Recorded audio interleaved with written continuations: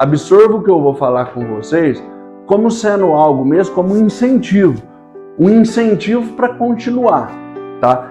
Porque muitas vezes eu percebo e eu olho para vocês, eu acho que vocês também pensam isso, e eu também, porque eu sou ser humano, estou trabalhando como vocês, que a gente vai entrando numa rotina de trabalho, trabalhando, e às vezes a gente não conversa tanto sobre coisas da vida, sobre incentivos, né?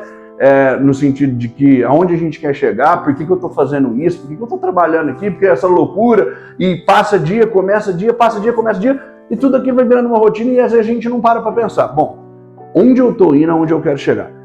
Então, eu sei que está no meio do dia esse papo de, poxa, do nada a gente vai falar disso, mas é porque a gente precisa conversar disso em alguns momentos.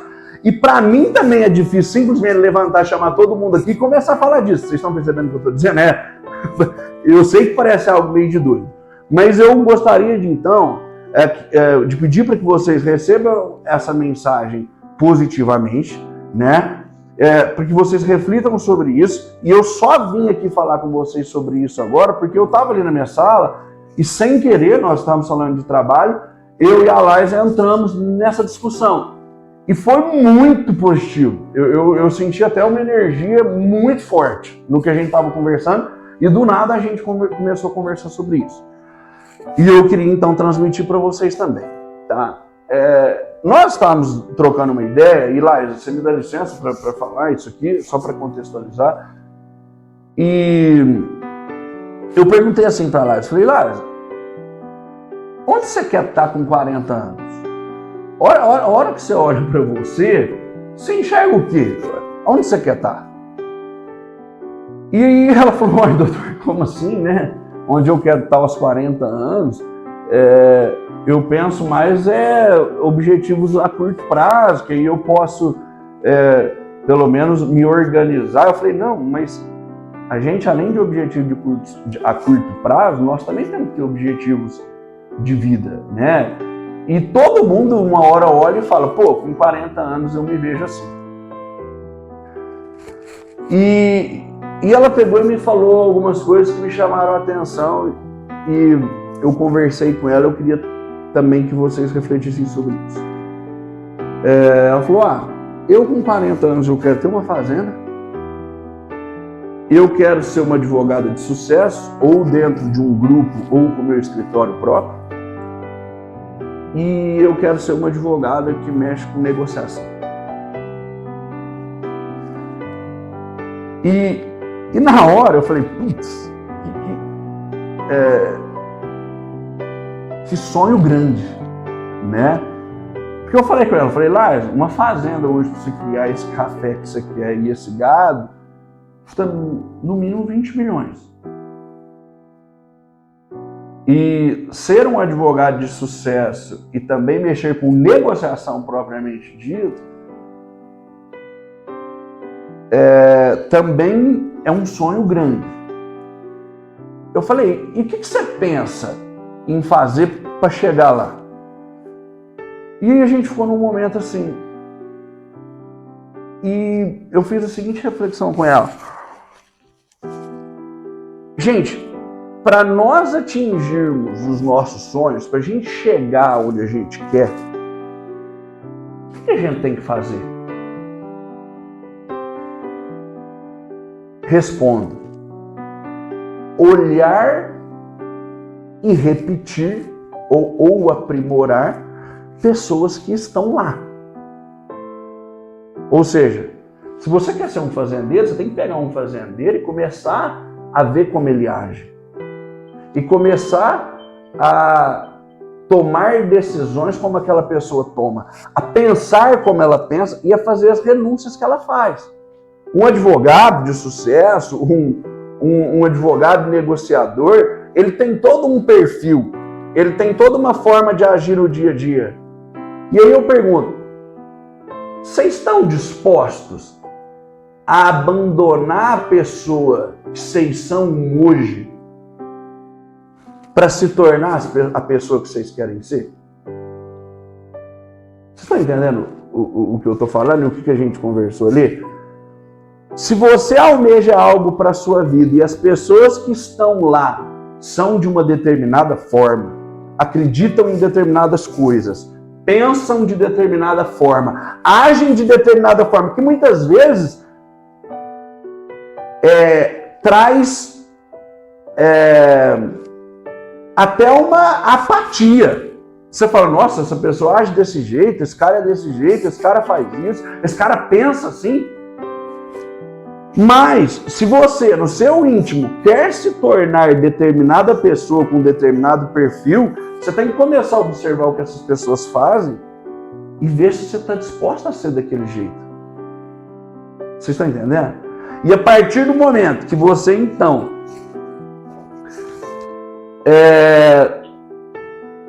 toma a decisão de abandonar o que você é para se tornar o que você quer ser, isso dói muito. Dói demais. E sabe por que dói, Tiagão? As pessoas que a gente está acostumado a viver hoje, elas têm interpretações da realidade diferente das pessoas que estão lá e que a gente vai conviver quando a gente for aquilo que a gente quer se tornar. Vocês estão entendendo? O grupo social, o grupo de pensamento filosófico daquela pessoa que a gente quer se tornar é diferente daquelas pessoas com as quais a gente convive hoje. E a partir do momento que a gente começa a abandonar isso aqui para vir para cá, o que vai acontecer com essas pessoas que a gente vive hoje? Elas começam a não entender. Elas têm uma noção da realidade diferente. Elas vão falar, o João tá louco. E olha lá, ó. Sabe uma coisa que as pessoas falam? A riqueza subiu para a cabeça do João. O João nem é rico. Mas entendeu que as pessoas começam a falar, olha lá, ó. Vixe, virou metido. Vixe, esse aí tá iludido. Não é assim? Ou às vezes as pessoas ainda mais simples falam assim, aquela pessoa é imoral, é antiética. Elas nem sabem o que é ética. Mas é algo que faz parte do processo e dói muito. Eu mesmo vivo isso e eu estou aqui abrindo com vocês uma particularidade todos os dias. Tipo, as pessoas que a gente ama, que estão do nosso lado, começam a não entender. Você está escutando, Dudu? O que a gente está fazendo. Mas faz parte do processo. Abandonar o que a gente é para se tornar o que a gente quer ser. E aí eu falei para Lázaro, Lázaro, a gente não precisa ser uma pessoa de sucesso, você não precisa ser isso. Você não precisa ser um fazendeiro, você não precisa ser o que você almeja, não sei o que é. Mas se você quer ser isso, para esse cenário aqui, para esse perfil, você vai precisar fazer essas renúncias. Ou às vezes você pode simplesmente, Guizão, falar, poxa, eu até pensei em ser aquilo ali, mas é muito para mim. Eu não estou afim de tomar as decisões que eu preciso tomar, de passar a ter determinadas atitudes, de passar a ter determinado perfil para isso. Eu não estou afim. E abre mão. E aí você vai ter uma outra vida. Não sei se ela é certa ou errada, mas você vai ter uma outra vida. A única coisa que eu falei para ela, e eu queria falar para vocês que a gente não pode mais tarde dizer, é que a gente não sabia o caminho. Porque tudo isso que eu estou falando aqui para vocês, por mais que não tenha sido tão perfeito como quando eu falei para ela ali na nossa intimidade, ninguém nunca me falou. Eu percebi sozinho. Entendeu? Claro, a gente ouve uma coisa ali, tudo vai criando, mas ninguém falou batido para mim igual eu estou falando para vocês.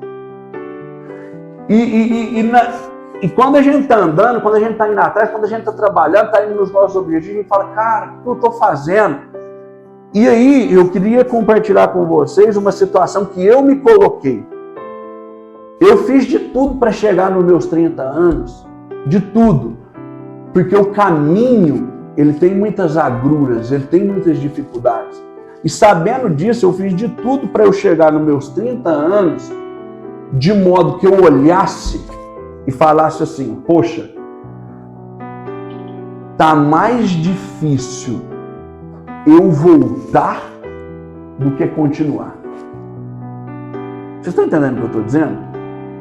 Eu me coloquei numa situação de fazer o seguinte, poxa, Aquele Fábio ali, dos meus 25, dos meus 24, dos meus 22, tá difícil de eu ir lá buscar ele de volta e aquelas pessoas que conviviam com ele. Agora é mais fácil eu ir para buscar o que eu quero aos 40. E isso é meio que natureza humana. Porque eu quero convidar vocês aqui para um raciocínio, independentemente da idade. Se vocês não se colocarem nesse tipo de posição, corre o risco, Gabi, de você chegar aos 30, aos 35, e falar assim, nossa, os 20 milhões que eu preciso para comprar a fazenda, exemplo. Ou não só isso, ou as atitudes que eu preciso tomar para atingir meu objetivo, as pessoas que eu preciso abandonar, as pessoas que eu preciso trazer para perto, está muito distante. Aquele sonho que eu tinha ficou muito longe. Eu não vou conseguir em 5 anos ou em 10 anos chegar lá, eu estou no caminho diferente. E aí o que você faz? Fica mais fácil voltar para trás do que continuar. Vocês estão entendendo? De repente é onde você enxerga pessoas que largam as coisas do nada e aí elas arrumam uma série de confortos, como que, abandonei para viver em paz. Mentira! Ficou mais difícil ela chegar do que voltar. Ela voltou. Entendeu? Ela voltou no sonho dela. Então eu queria falar isso, foi uma conversa que nós tivemos ali, eu queria que vocês absorvessem isso de forma positiva, tá? Vocês também pararem para pensar às vezes quem eu quero ser e aonde eu quero chegar. E até fazerem escolhas agora. Porque vocês estão no caminho daquela pessoa de quem vocês querem ser e quem vocês querem chegar. Porque às vezes a Tatiana vai olhar aqui para mim e vai falar, Fábio, eu não quero ser uma advogada de sucesso. Eu não quero nem ter meu próprio escritório, muito menos fazer parte de um grupo vencedor. Eu não quero ter grana, eu não quero viver essa loucura, porque eu observei as pessoas que estão lá e elas vivem uma vida louca. E para elas às vezes faz sentido, mas para mim não. Então muda o caminho. Eu não estou nem falando para vocês ficarem e nem para vocês... Às vezes muda. Agora, se às vezes vocês olharem e falar, pô, é isso, eu quero aquilo, independentemente de qualquer coisa, eu vou abandonar isso que eu estou hoje para me tornar aquela pessoa. E ver se vocês estão no caminho certo. E finalizando, eu falei, Lázaro, sabe por que eu estou te falando tudo isso? Ela falou, por quê? Eu falei, agora é crença, não é a teoria mais, agora é crença, cada um tem a sua.